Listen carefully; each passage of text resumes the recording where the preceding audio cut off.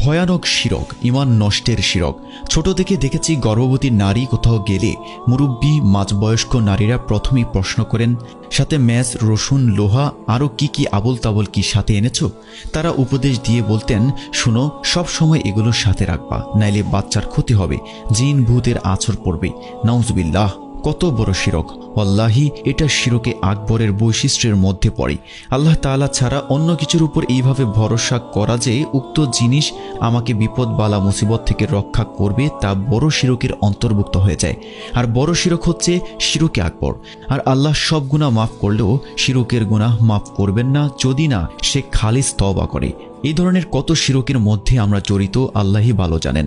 যমজ কলা খেলে যমজ বাচ্চা হবে, বাচ্চার কপালে টিপ দিলে নজর লাগবে না, হায়েজগ্রস্ত নারী অপারেশন করার রোগী বা খতনা করা বাচ্চার কাছে গেলে তাদের ক্ষতি হবে, গর্ভবতী নারীর চন্দ্র সূর্যগ্রহণের সময় কিছু খেলে বা কাটাকাটি করলে বাচ্চার ক্ষতি হবে, গর্ভবতী নারী হাঁস খেলে বাচ্চার গলা হাঁসের মতো হবে, ইত্যাদি কত ভুল আকিদা বা বিশ্বাস নিয়ে আমরা বেড়ে উঠছি।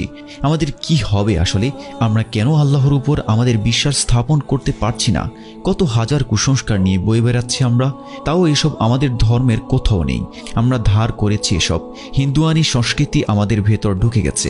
আমরা মনে করি সন্ধ্যা বাতি না দিলে আমাদের অমঙ্গল হয়। শনি মঙ্গলবার বাসা থেকে বের হতে পারে না, দূরে কোথাও যেতে পারে না, ঘর থেকে বের হয়ে পেছন ফিরে তাকাতে পারে না। এমন কত শত কুসংস্কারের চাদরে আমরা নিজেদের আপাদমস্তক জড়িয়ে রেখেছি। কিন্তু এর শেষ কোথায়? এসব করে আমরা শিরকের মতো মহা গুনাহ করছি না তো? নিজেদের সবচেয়ে দামি সম্পদ ঈমানকে নষ্ট করছি না তো? আল্লাহ অবশ্যই তার সঙ্গে শিরকের গুনাহ ক্ষমা করবেন না। এছাড়া অন্যান্য যত গুনাহই হোক না কেন, তিনি যাকে ইচ্ছা ক্ষমা করে দেন। যে ব্যক্তি আল্লাহর সঙ্গে কাউকে শরিক করছে, সে তো এক বিরাট মিথ্যা রচনা করছে এবং কঠিন গুনাহের কাজ করছে। সূরা নিসা আয়াত 48। যদি নবী রাসূলগণ শিরক করতেন তবে অবশ্যই তাদের সমস্ত নেক আমল বরবাদ হয়ে যেত। সূরা আনআম আয়াত 88।